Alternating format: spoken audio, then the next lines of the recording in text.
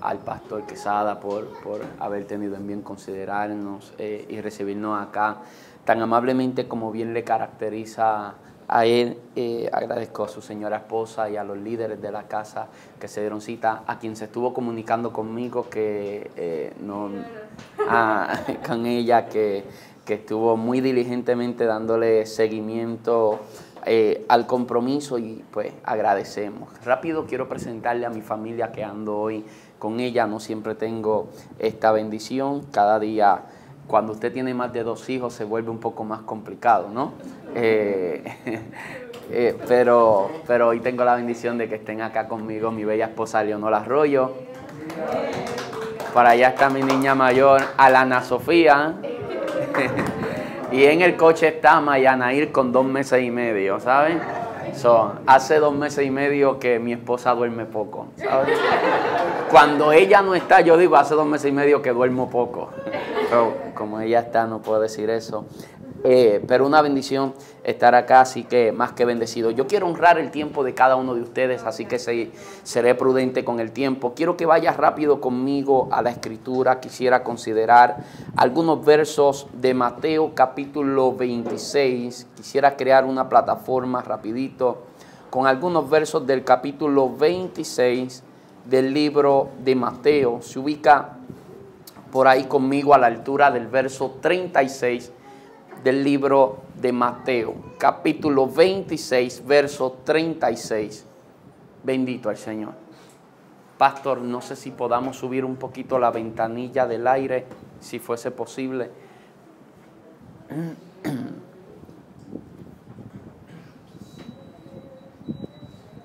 Pero no lo apagues, que vamos a sudar acá. Mateo 26 se ubica por ahí a la altura del verso 36. ¿Está ahí conmigo, amado? Quiero que preste atención a algunos versos que voy a considerar. Solamente quiero leer esos 4 versos que son del 36 hasta el 39. Y leo, y dice así la Biblia. Entonces llegó Jesús con ellos a un lugar que se llama Getsemaní. Y dijo a sus discípulos, sentaos aquí entre tanto que voy allí y oro. Y tomando a Pedro y a los 2 hijos de Zebedeo, comenzó a entristecerse y a angustiarse en gran manera. Entonces Jesús les dijo, mi alma está muy triste hasta la muerte. Quedaos aquí y velad conmigo. Y yendo un poco adelante, se postró sobre su rostro, orando y diciendo, Padre mío, si es posible, pase de mí esta copa, pero no sea como yo quiero, sino como tú. Palabra del Eterno. Puede sentarse rapidito. Vamos a entrar a desarrollar la temática con ganas o sin ganas. Hoy vine a hablar con líderes y quiero hablarles bajo el tema con ganas o sin ganas. Amén. ¿Estamos ready? Oiga bien, según el libro de los récords mundiales Guinness, el artista español Pablo Picasso llegó a crear cerca de 13.500 pinturas y diseños. Se cree que Picasso llegó a realizar algunas 100.000 impresiones y grabados, algunas 34.000 ilustraciones para libros y cerca de 300 esculturas y piezas de cerámica. Los números que acabo de mencionar son números significativos. Por esto, este hombre fue uno de los artistas más relevantes del siglo pasado, y con mucha razón, porque los números que mencionamos son números muy elevados. La cantidad de arte que este hombre llegó a crear fue impresionante, y cuando nosotros pensamos en la cantidad de arte que creó Picasso, es inevitable poder caer en el pensar de que cuán inspirado debió sentirse este hombre para llegar a crear tanto arte. Sin embargo, quien primero discreparía con ese pensamiento sería el mismo Picasso, debido a que él tenía una visión respecto a lo que es la inspiración que lo diferenciaba mucho del resto de sus compañeros pintores. Y es que en su visión sobre la inspiración, en cierta ocasión se llegó a pronunciar diciendo que la inspiración existe, pero tiene que encontrarte trabajando. A ver, en su filosofía de vida, él veía la inspiración como una consecuencia y no como una causa. En otras palabras, él no pintaba porque se sentía inspirado. La inspiración no era la causa de él comenzar a pintar, sino que la inspiración era la consecuencia de él haber comenzado a pintar, independientemente de cuál era su estado de ánimo, si se sentía inspirado o no, con ganas o sin ganas. A mi humilde criterio, creo que la inspiración es una fuerza propulsora que nos impulsa a la mayoría de nosotros los mortales a poder dar ese primer paso, ya sea de un emprendimiento personal, ministerial o cualquier cosa en la vida, desde las cosas más pequeñas hasta lo más grande. En muchas ocasiones es la inspiración, esa fuerza propulsora que nos impulsa a dar el primer paso. Pero yo no puedo evitar coincidir con las palabras de Picasso de que no importa cómo usted y yo nos estemos sintiendo, yo creo que nosotros, por encima de cuál sea nuestro estado de ánimo, con ganas o sin ganas, siempre tenemos que comenzar a hacer algo. Pero para hacer algo por encima de cómo yo me puedo estar sintiendo, estaríamos hablando de la voluntad. Diga conmigo, voluntad. Pero cuando hablamos de voluntad, estamos en una época difícil para hablar sobre voluntad. Y digo difícil porque dentro de lo que es el contexto eclesial, en la mayoría de los congresos, nuestra música y mucho de nuestro mensaje suele ser un mensaje que está sazonado por el humanismo, que lo que ha llevado es que lo que hacemos es, a través del mensaje y a través de la música, empoderar nuestras emociones. Y es sumamente peligroso cuando la iglesia continuamente está consumiendo contenido que lo que hace es empoderar sus emociones.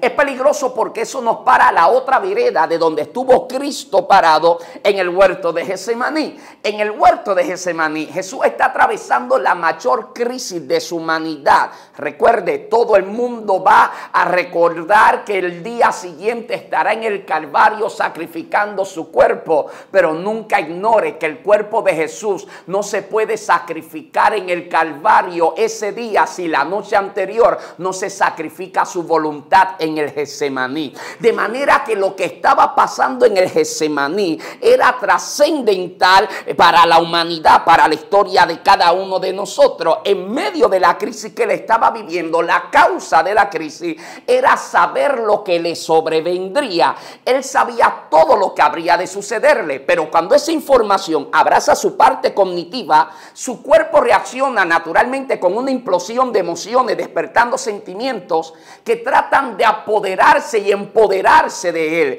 Y esto lo llevó a expresarse diciendo: si es posible, pasa de mí esta copa. Mas el Eterno venció cuando terminó de expresarse diciendo: pero que no sea como yo quiero, sino que sea como tú. Si nosotros vamos a lo práctico, yo tengo que ser muy honesto con usted. En ese momento Jesús no tiene ganas de morir.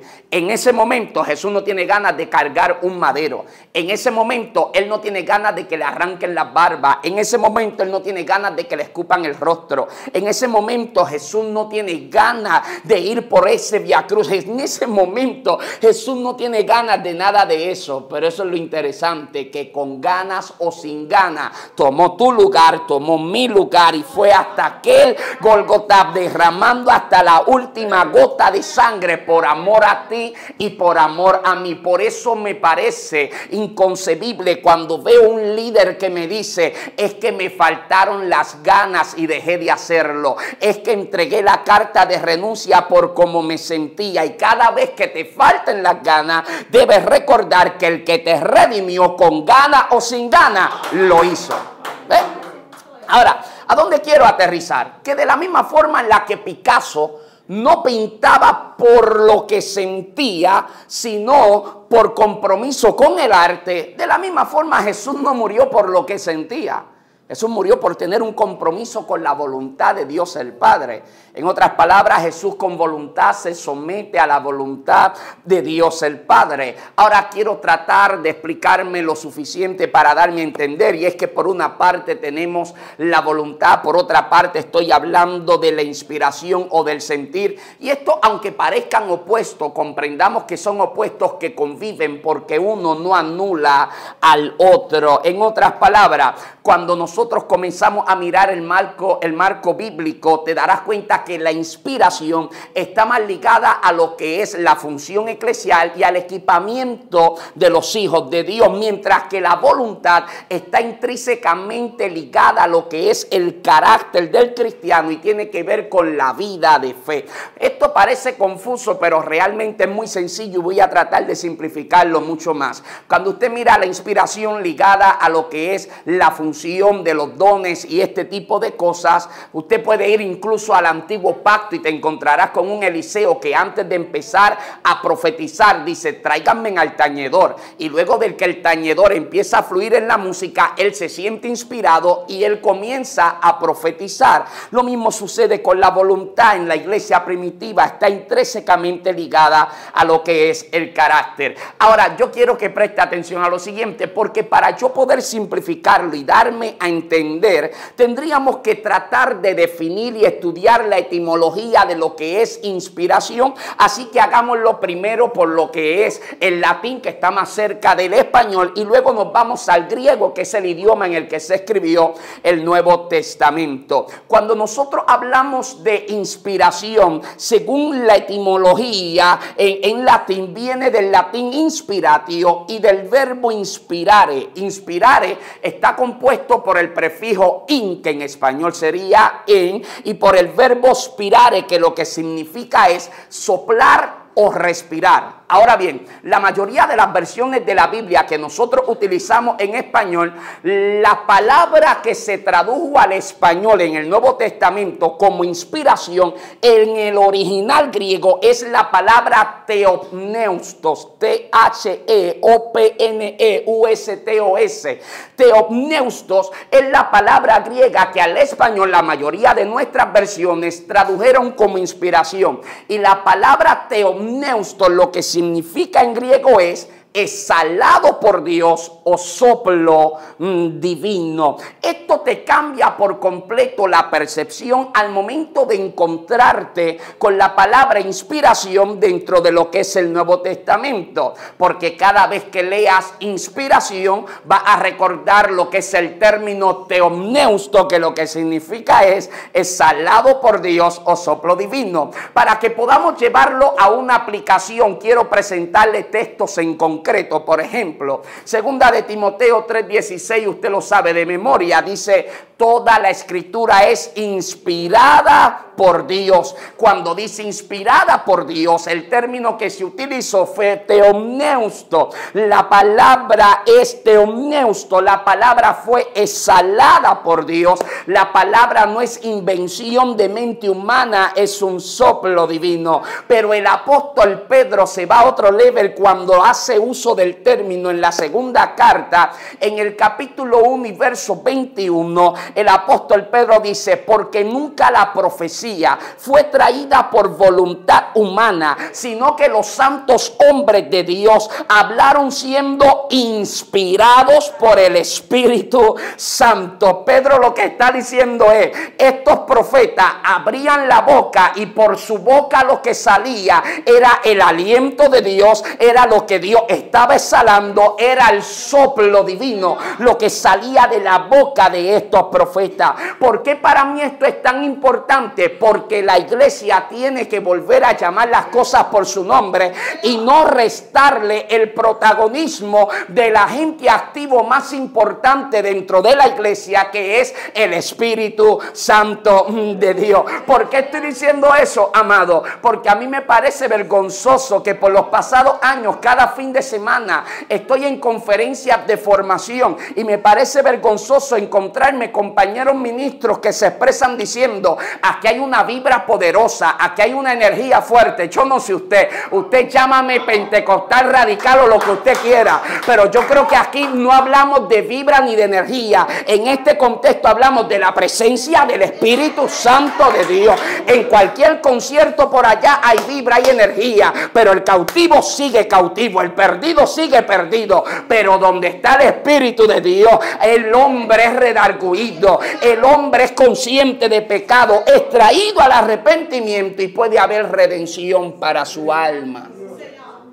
De manera que para mí eso es muy importante. De hecho, déjenme hacer una pausa porque estoy acá entre líderes Y quiero aprovechar para hablarlo. Una vez hice el comentario, ¿no? Y estábamos así, habíamos, no sé, 6, 7 recursos que uno detrás del otro. Y yo dije, hermano, me siento incómodo cuando hablamos de vibra o de energía. Digo, hablamos por unirme, pero yo no hablo así. Y yo me siento incómodo. Y él me dice, brother, esos son términos tontos. Y yo le dije, no somos tontos que estamos usando esos términos. ¿No será que nosotros somos tontos que estamos? Yo le voy a explicar qué es lo que está pasando. Le voy a explicar qué es lo que está pasando. Lo que pasa es que la iglesia está adoptando un mensaje humanista. Esto no es algo nuevo, ya esto había pasado en la historia.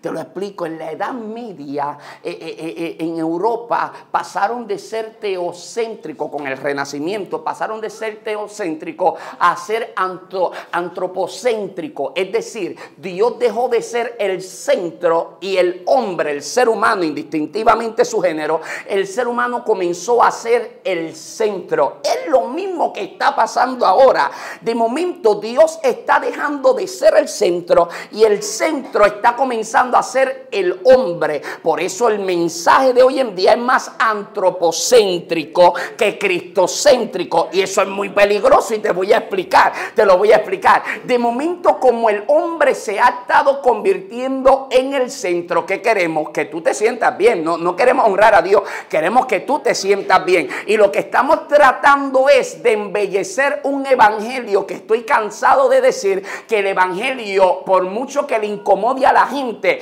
el evangelio no es atractivo, amado. Usted me perdona. El evangelio no es atractivo y en vano nos esforzamos por hacerlo atractivo. Y le voy a explicar. Jesús nunca se esforzó por hacer el evangelio atractivo. Se esforzó por presentarlo como algo indispensable y necesario para la vida del hombre. Pero ¿por qué el evangelio ni es atractivo ni Jesús procuró presentarlo como algo atractivo? Porque si Jesús quisiera que el evangelio fuera atractivo, Jesús nunca hubiera dicho: el que quiera venir en pos de mí, niéguese a sí mismo, tome su cruz cada día y sígame. Si él quisiera que esto fuera atractivo, nunca hubiera dicho: el mundo los aborrecerá por causa de mi nombre. Si él quisiera que esto fuera atractivo, nunca debió haber dicho: bienaventurado soy cuando por causa de mi nombre digan toda clase de mal contra vosotros mintiendo. Si él quisiera que esto fuera atractivo, nunca hubiera dicho: en el mundo tendréis aflicción,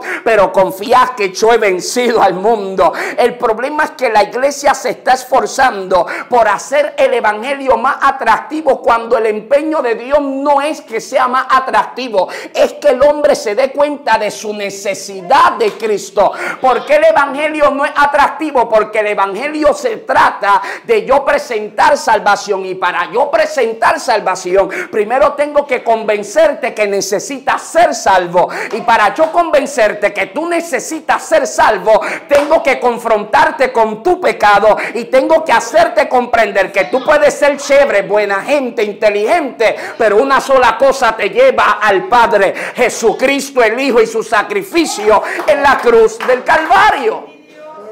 Entonces, no es tan atractivo, pero hemos nosotros adoptado un mensaje con tonalidades mucho más humanistas y le estamos poco a poco restando a lo de Dios. Por eso, cuando hablo de teomneusto, para mí es tan importante que nosotros volvamos a reconocer el agente activo más importante entre nosotros, que es el Espíritu Santo de Dios. ¿Me sigue hasta ahí? Dígame amén, por favor. Oiga bien, siempre que se define el término inspiración, independientemente de si se hace desde una visión filosófica, psicológica o teológica, siempre vamos a coincidir en que la inspiración tiene 3 características. Esas 3 características son que la inspiración es algo subjetivo, es repentina y es efímera. Estas 3 cosas siempre vamos a coincidir cuando hablamos de inspiración. Ahora, si la inspiración es algo subjetivo, tendríamos que decir que usted la puede interpretar de una forma completamente distinta como yo la interpreto. Si es repentina, naturalmente nos puede tomar por sorpresa. Pero si es efímera, y aquí es donde quiero aterrizarme para desarrollar el resto del sermón, si es efímera la inspiración, aquí es donde está el problema.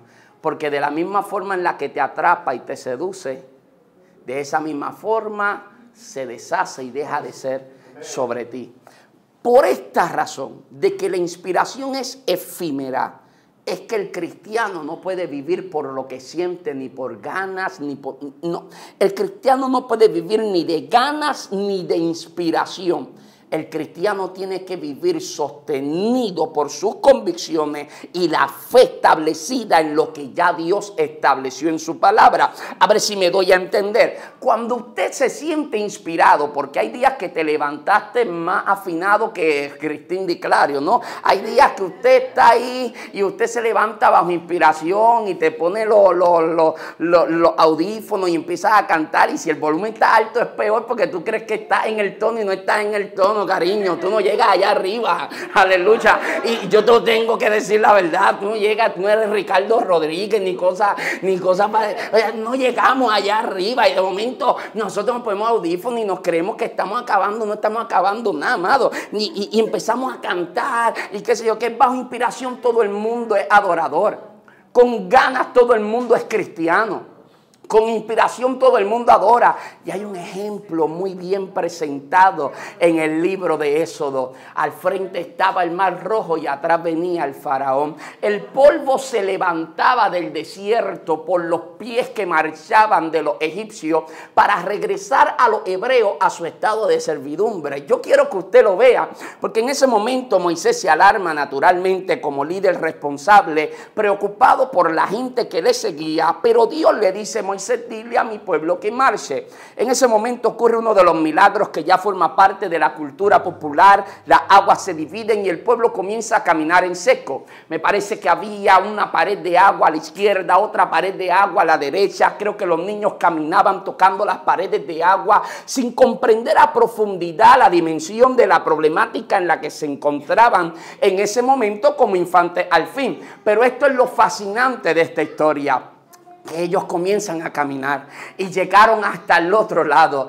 Y cuando el último de los hebreos llega hasta el otro lado, sucedió que se voltearon y vieron cómo los egipcios que los perseguían venían a mitad de camino. Las aguas se cerraron y ahogaron a quienes los perseguían. En ese momento estaba allí Miriam, María, y agarra un pandero. Y María empieza a mover el pandero de esta forma y empieza a decir: Jehová echó a la mar a quienes nos perseguían, con su jinete, con su caballo, lo echó en la mar. Las profundidades de las aguas yacen quienes nos perseguían. Ella estaba inspirada y todo el pueblo se contagió y se sintió inspirado, y todos comenzaron a adorar al Señor. Y aunque era un cántico espontáneo, nada estaba escrito, todo el mundo le acompañaba en el mismo sentir para adorar a Dios. Y ahora no tienes a Miriam, ahora tienes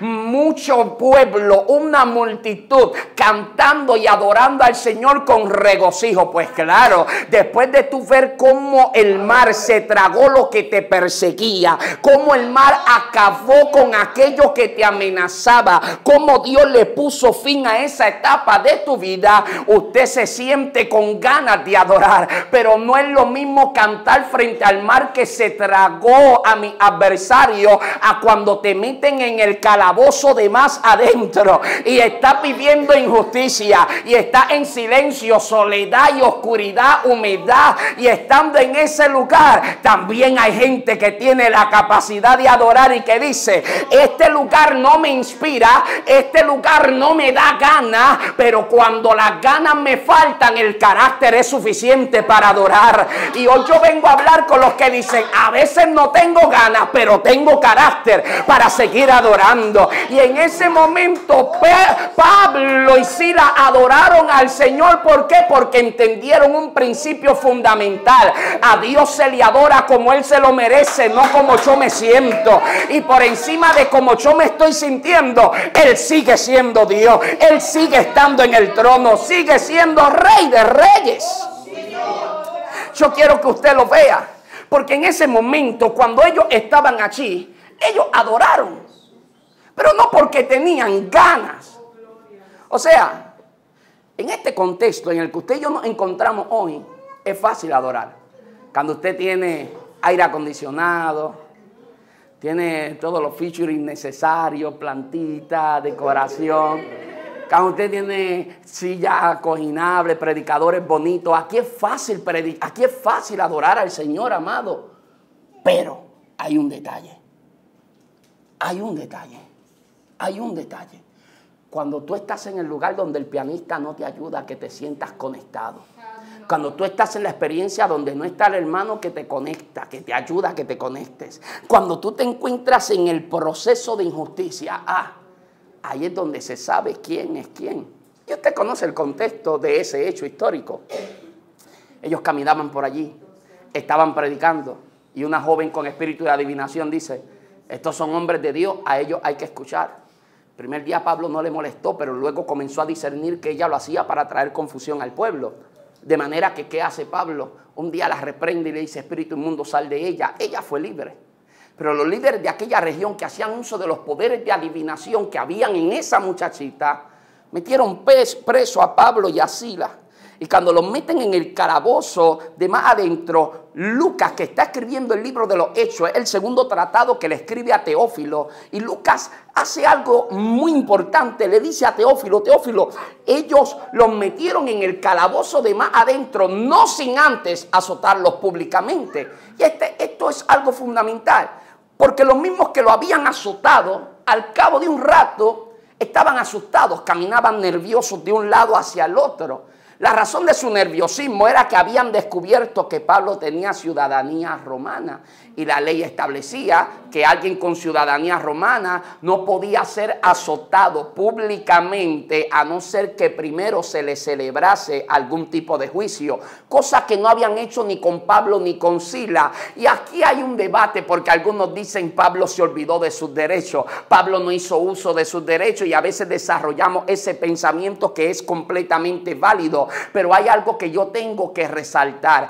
A Pablo no se le olvidaron sus derechos. No es que Pablo ignoró cuáles eran los derechos de él como ciudadano romano. No, amado. Es que nosotros no podemos ignorar que quien tenía ciudadanía romana era Pablo, pero Silas no. Imagínate cómo hubiera sido la historia si Pablo saca su credencial y dice, a mí ustedes no me pueden tocar sin celebrarme un juicio, pero Silas, voy a estar orando por ti, que el Señor te ayude en el proceso.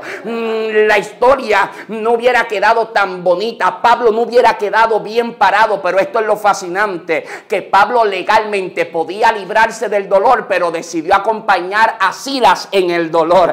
El problema del contexto evangélico actual es que a la iglesia le gusta hablar mucho del que traiciona, del que te ataca, del que te dio la espalda, del que no te dio apoyo, amado. Son más los que están con nosotros que los que están en contra de nosotros, y yo no puedo secarme porque alguien un día me apuñaló por la espalda y olvidarme que también hay un Pablo cerca de nosotros que pudo haberte dejado pero se quedó contigo en el dolor, que tenía libertad para irse, que tenía derecho legal de abandonarte, pero cuando todos podían irse, él se quedó contigo, y eso también se tiene que honrar, eso se tiene que celebrar. Pero la iglesia le cuesta demasiado, a nosotros nos cuesta demasiado apreciar eso.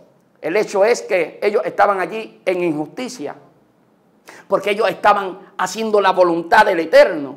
Pero cuando son metidos allí en la cárcel, ellos comprendían que Dios sigue siendo bueno aunque mi día sea malo. Y eso es un principio fundamental. En el día malo, Dios sigue siendo bueno. Y si en el día malo Dios sigue siendo bueno, el día malo es un buen día para darle gloria al Señor.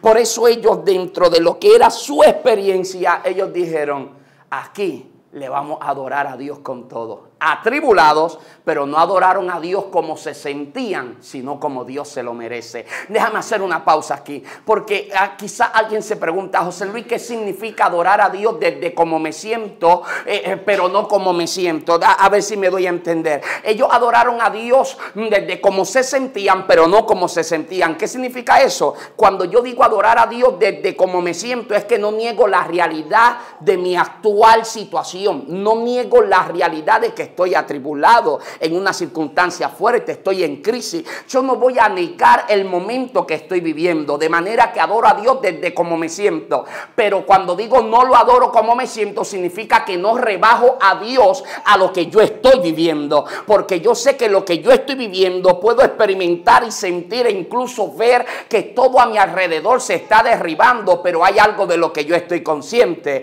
el trono de Dios sigue siendo himno de Dios sobre mi vida, si es que camino en el centro de su perfecta voluntad para conmigo. Así que ellos estaban allí adorando a Dios desde cómo se sentían, pero no como se sentían.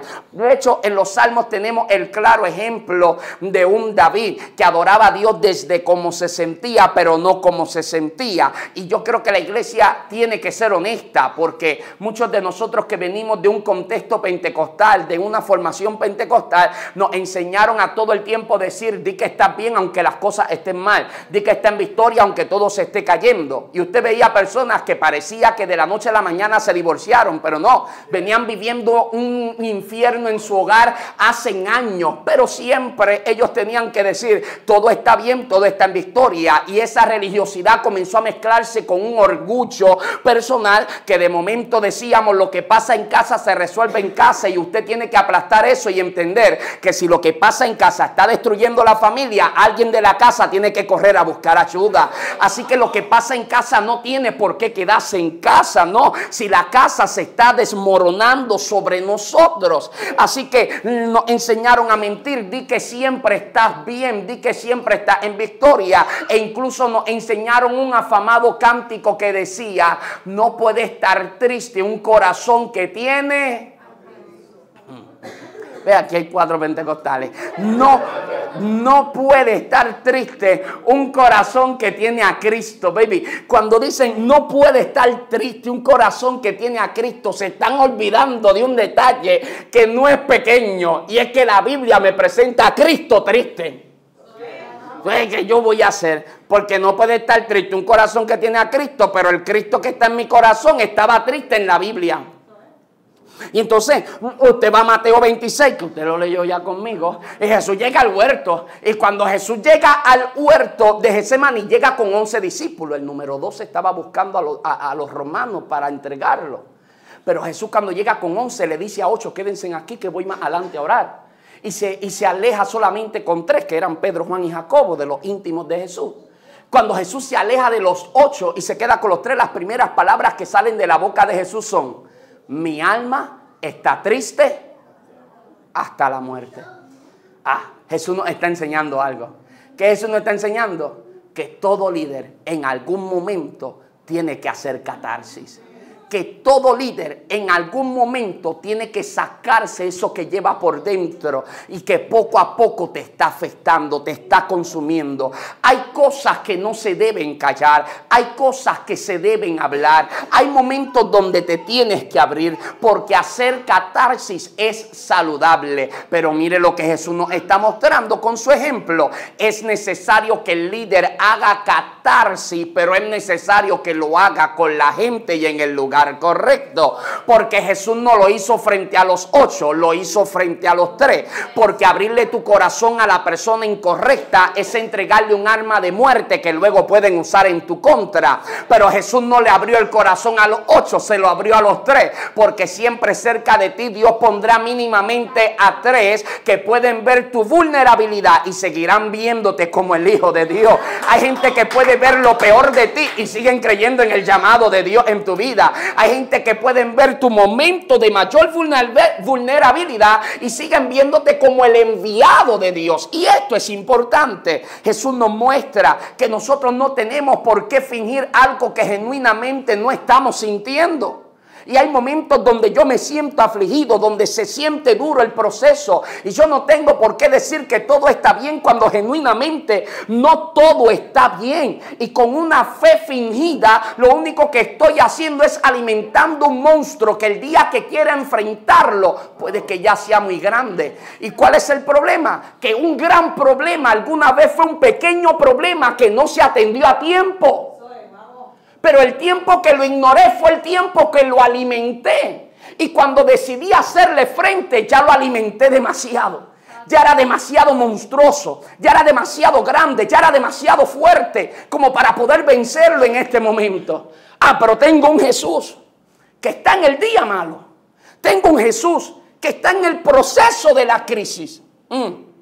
Pero Jesús, estando ahí, abre su corazón. Pero no solamente abre su corazón frente a la gente correcta. Y nosotros tenemos que ver las dos caras de la moneda.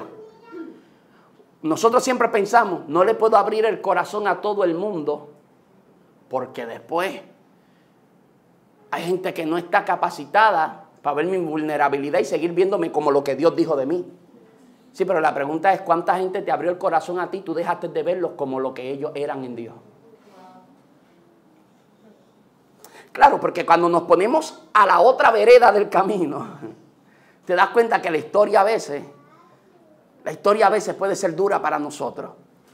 Porque quizás no somos tan víctimas ni del sistema, ni tan víctimas de los procesos que hemos vivido. A veces hemos estado a la otra vereda del camino. Pero Jesús abrió su corazón. Jesús fue transparente con los discípulos. Y no solamente fue transparente con los discípulos, fue transparente con el Padre. Porque cuando va a la presencia de Dios, le dice: Padre, si es posible, pase de mí esta copa. Pero ¿cómo vence? Diciendo que no sea como yo quiero, sino como tú. Y en el momento en el que tú eres transparente, recuerda, David no fue conforme al corazón de Dios por ser perfecto. David no era el más íntegro. David no era el más virtuoso. Pero David fue conforme al corazón de Dios por ser transparente. Eso fue lo que lo hizo conforme al corazón de Dios. Que sí era un hombre imperfecto, sí fue un hombre que falló, pero peca con Betsabé, cae en adulterio. Pero te escribe el Salmo 51 y en el verso 3 y 4 comienza a decir: yo he pecado contra ti. Es decir, yo no voy a repartir culpa ni a buscar culpables. Yo reconozco mi condición ante tu presencia. Entonces usted comienza a ver que la transparencia Dios la ama. Y por eso cuando el Hijo le dice al Padre: si es posible, pase de mí esta copa, pero no sea como yo quiero, sino como tú, ¿qué sucedió? Un ángel llegó y lo fortaleció. Cuando tú eres transparente, no te faltará lo que necesitas para poder terminar con la misión que te fue confiada. Esa asignación que te depositaron en las manos no quedará a media cuando usted se maneja con transparencia ante la presencia del Padre. Ahora tenemos a un Pablo y Silas que pueden adorar y agradecer aún estando en el día duro. Tengo a un Jesús que está en la crisis y aún así pone la voluntad del Padre por cómo yo me estoy sintiendo por encima de eso. Pero seamos claros, todo esto en teoría me hace gritar un amén. Todo esto como literatura me hace gritar un amén, me hace pronunciarlo a viva voz. Pero la verdad es, cuando la palabra se tiene que encarnar en nosotros, y de momento lo que hoy estamos hablando se tiene que ejecutar, como que las cosas parecen muy distintas. Y te vas a dar cuenta que es distinto cuando lo predico a cuando lo tengo que vivir. Que es distinto cuando lo enseña o cuando le dice amén dentro de un contexto de bienestar, a cuando tienes que estar en el momento donde debe ser ejecutada y ese verbo se tiene que encarnar en usted. Ahí es donde se hace difícil. Y por eso se hace tan difícil. Y por eso me parecen insensibles algunos versos de la Biblia. Pero le voy a mencionar el que más insensible me parece. Santiago 1:2 dice: hermanos míos, tened por sumo gozo cuando os halléis en diversas pruebas. Estoy leyendo la versión Reina Valera del 60. Hermanos míos, tened por sumo gozo cuando os halléis en diversas pruebas. Canta y dicen amén. Aleluya. Déjeme explicarle. Yo soy nacido y criado en el Evangelio y ya yo por inercia digo amén a eso. Pues vengo escuchándolo desde el vientre de mi madre. Tener por sumo gozo cuando se hallen diversas pruebas. Tener por sumo gozo. Sí, pero cuando usted aplica esto a la realidad de la vida, parece insensible, porque dígale ese verso a la madre que tiene el cuerpo de su hijo en un ataúd. Dígaselo a la mujer que tiene a su papá en intensivo y está sentada al lado de una cama de hospital. Dígaselo a la persona que recibió un diagnóstico. Dígaselo a la persona que recibió la carta de desalojo, de desahucio. Amado, cuando usted lo lleva a la aplicación del diario, de la realidad que nosotros enfrentamos, se vuelve muy difícil poder digerirlo. Pero permítame aclarar esto. No es que Santiago es un insensible que porque estaba ya con Jesús y puede hablarnos de esta forma. No, no es eso, no es que sea un insensible, es que yo siempre me quedé en el verso 2. ¿Qué dice el verso 2? Hermanos míos, tened por sumo gozo cuando os halléis en diversas pruebas. Te pregunto, ¿usted nunca ha estado en un lugar y te encontraste a fulano o fulana y fulano o fulana te va a contar un chiste o una experiencia, algo que le pasó, pero cuando te lo va a contar se acordó de la experiencia y se empieza a reír? Y a reír, y a reír. Y usted todavía no sabe la experiencia, pero usted lo está viendo riéndose. Y a veces hasta lloran y todo. Y te dicen, te lo digo ahora, porque se acordó de lo que te quiere contar. Y de momento usted está ahí, usted no sabe la experiencia, pero esa persona está con una pavera tremenda y usted empieza como que... ¿Qué pasó? Pero dime. ¿Qué? Cuéntame. Y te voy a decir ahora, espérate. Y tú estás como que... ¿Pero qué? ¿Qué fue lo que pasó? Y cuando te lo cuentas, ya ni te da risa. Porque gastaste en la risa. Y la razón por la que no te da risa es que por su risa tus expectativas se elevaron demasiado. Y cuando te lo contó no te pareció algo tan chistoso. Pues yo nunca he estado predicando y que entre alguien o en medio del culto empiece a reírse y que yo empiece. ¿Qué pasó? Dime. ¿Qué? Y que me diga, varón, me botaron del trabajo. Yo conocí a alguien varón, a mi papá le dieron 3 meses de vida. No conozco ese fenómeno. Si está acá nos tomamos una selfie cuando se acabe el servicio. Pero ese fenómeno yo no lo conozco. ¿De qué me está hablando Santiago cuando dice tened por sumo gozo cuando os halléis en diversas pruebas? Santiago, lo que pasa es que él continuó y yo me quedé estancado ahí. Pero en el verso 3 él dice, sabiendo que tened por sumo gozo cuando os halléis en diversas pruebas. 3, sabiendo que, si yo no sé el qué del verso 3, yo no me puedo gozar como él lo indica en el verso 2. Así que vamos de nuevo. Hermanos míos, tened por sumo gozo cuando os halléis en diversas pruebas, sabiendo que la prueba de vuestra fe produce. Alguien diga conmigo, produce. La prueba de vuestra fe, ¿qué hace? Produce. Yo quiero que usted sepa que si algo te está haciendo producir o te está haciendo productivo, no te está restando, te está sumando. Si algo te hace productivo, no te está estancando, te está haciendo fluir. Si algo te hace productivo, no te empequeñece, sino que te engrandece. Si algo te hace productivo, es algo que te está haciendo bien. De manera que lo que Santiago dice no es insensible. Lo que Santiago realmente está queriendo decir es que es más fácil gozarte en medio del proceso cuando en vez de enfocarte en lo que perdiste en el proceso, te enfocas en aquello que se está formando y produciendo dentro de ti en medio de ese proceso. Porque es verdad que perdiste algo, lloraste algo, sufriste algo, pero en medio de lo que lloraste, perdiste o sufriste, también hay algo que se estuvo produciendo y desarrollando dentro de cada uno de nosotros. Así que es más fácil poder proseguir a lo próximo de Dios para mi vida cuando en vez de enfocarme en lo que se perdió, me enfoco en lo que se está produciendo dentro de mí. Espérese, porque Él no lo deja ahí. No. Él dice, la prueba de vuestra fe produce. Pero no solamente dice que produce, sino que dice qué es lo que produce. ¿Y qué es lo que produce? Paciencia. Ahora, yo no soy mucho de irme a significados ni nada de eso. No soy ese tipo de predicador. Pero en este momento, este sermón lo amerita. Y es que el término que se tradujo al español como paciencia, en el original griego es upomone. H-U-P-O-M-O-N-E. Upomone. O sea, la prueba de vuestra fe produce paciencia. En el original produce upomone. La pregunta es, la palabra griega upomone, ¿qué significa? Upomone significa sufrir sin rendirse. Vamos poco a poco. Porque si comienzas a irte para atrás, la prueba de vuestra fe produce paciencia.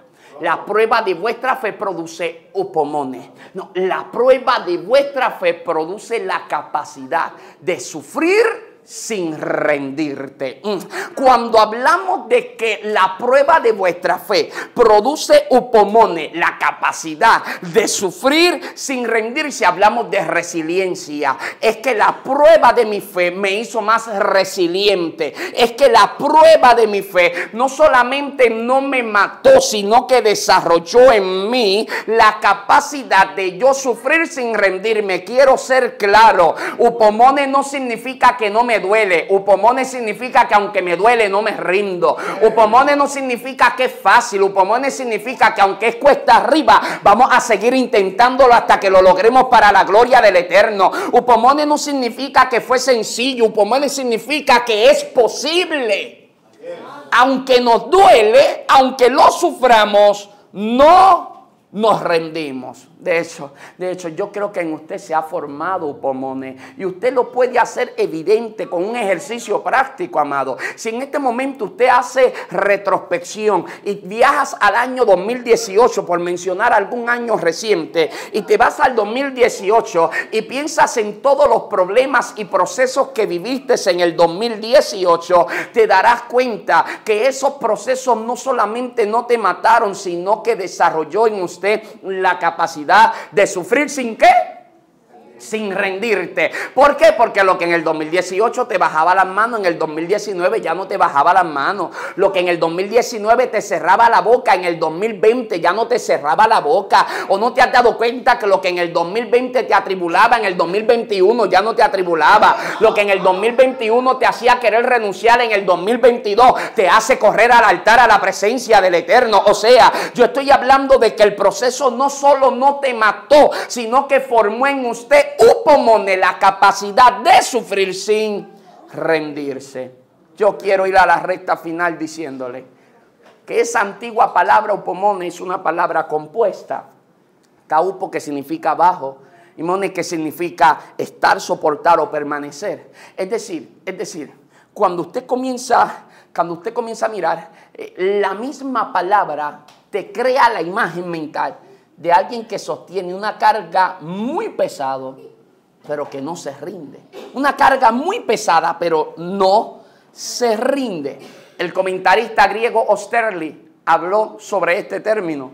Y Osterli dijo, la palabra paciencia describe la disposición del ánimo a soportar.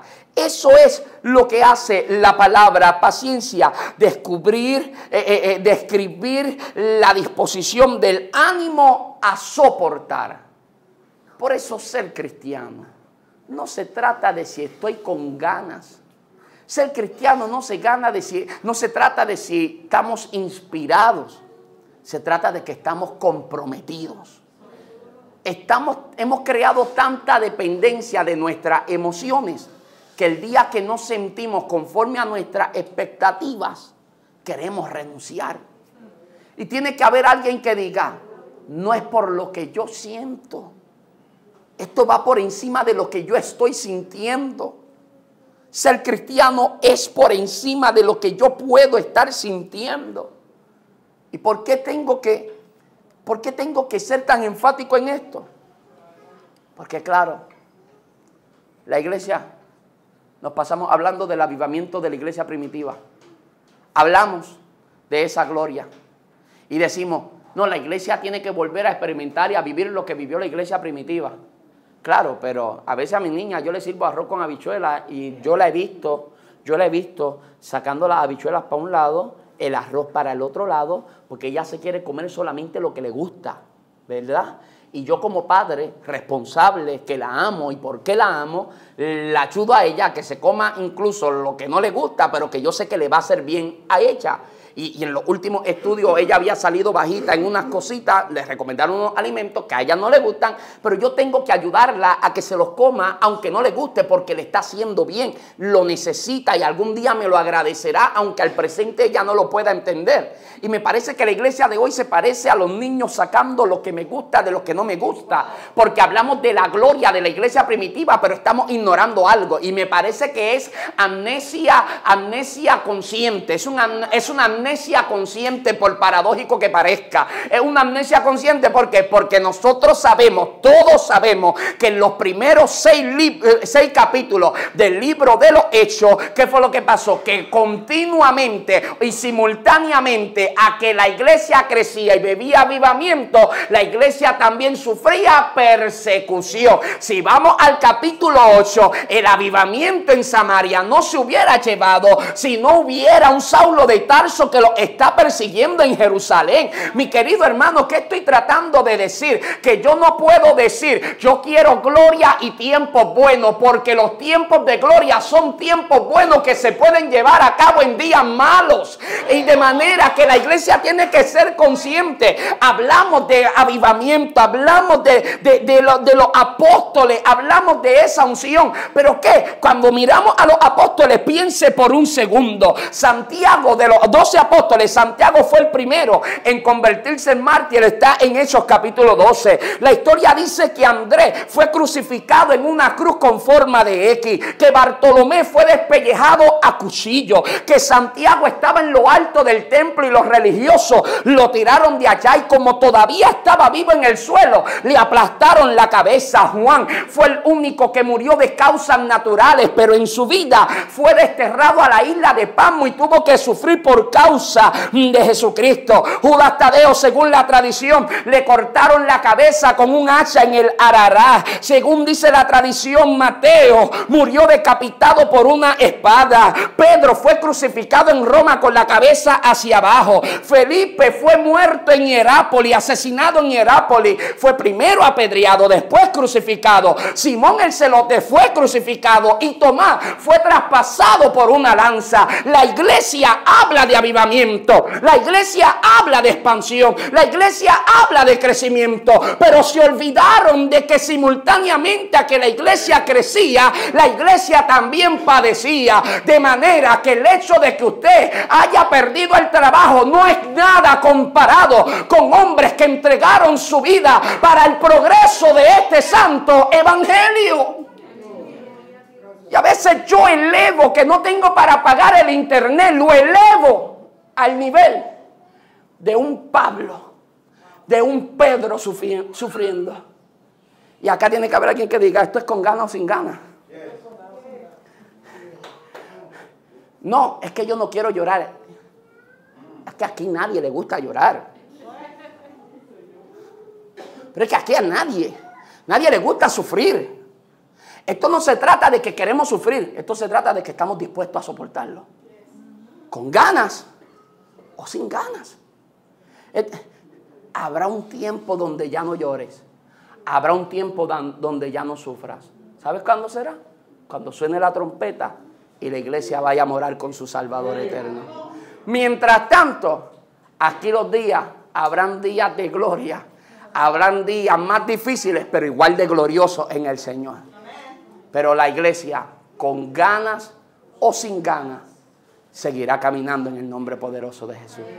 Yo no sé qué tú vas a hacer como líder. Yo no sé qué vas a hacer como líder en esta casa. Pero usted como líder en esta casa, no puede estar manejándose por lo que siente. Yo creo que la iglesia tiene que superar eso. Nosotros tenemos que superar eso. Porque el día que yo lo siento es porque Dios estaba. El día que no lo siento, soy consciente de que Él estaba, aunque no lo sentí.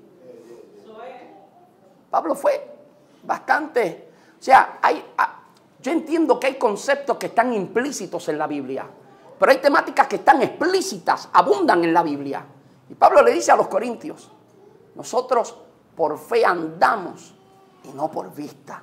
En otras palabras, no son nuestros sentimientos o emociones las que nos están controlando, sino que nosotros caminamos conforme a la fe y las convicciones que se han formado por la palabra del Señor.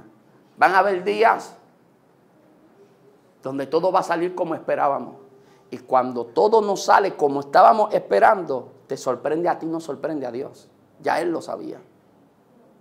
Y no solamente lo sabía, ya tiene la solución para ese conflicto que te tomó por sorpresa a ti. Ya Él tiene la solución. ¿Qué le espera de nosotros? Que nosotros confiemos. Una iglesia que camine con confianza. Yo soy muy honesto. Una cosa que me aterroriza a mí es saber que en el mismo lugar donde yo estoy hay alguien pasándola peor que yo, pero que se está quejando menos que yo. Me aterroriza pensar que en el mismo lugar donde yo estoy hay alguien peor que yo, pero más agradecido que yo. Eso me hace meditar, me hace pensar que quizás tengo que aprender a interpretar las cosas desde una visión y una óptica bíblica, de que yo no estoy sintiendo nada, pero yo sé que Él está. ¿Cuántos me dicen amén? Amén. Acompáñenme en pie rápido.